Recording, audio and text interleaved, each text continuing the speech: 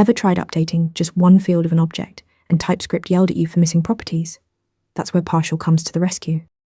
Partial is a built-in TypeScript utility type that takes any type and makes all of its properties optional.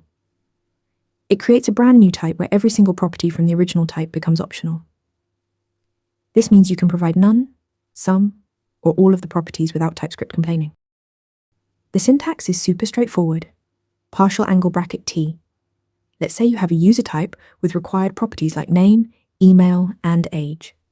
When you wrap it with partial user, you get a new type where name, email, and age all become optional.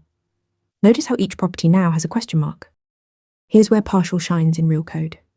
Imagine you're writing an update user function. You don't want to require all fields every time someone updates their profile. By using partial of user for the updates parameter, users can pass just the fields they want to change. Want to update only the email? No problem. Want to change name and age? That works too. The spread operator merges the updates cleanly. Partial is one of TypeScript's mapped utility types, meaning it's built directly into the language. Under the hood, it uses TypeScript's mapped type syntax to iterate over each property and add the optional modifier. You don't need to import anything. It's globally available wherever you write TypeScript. To sum it up, partial makes all properties of a type optional, creating a new type perfect for updates and partial modifications. Master this utility and your TypeScript code will be much more flexible.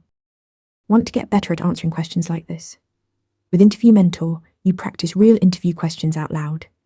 You get personalized feedback and a grade on every answer, and you can track your improvement over time.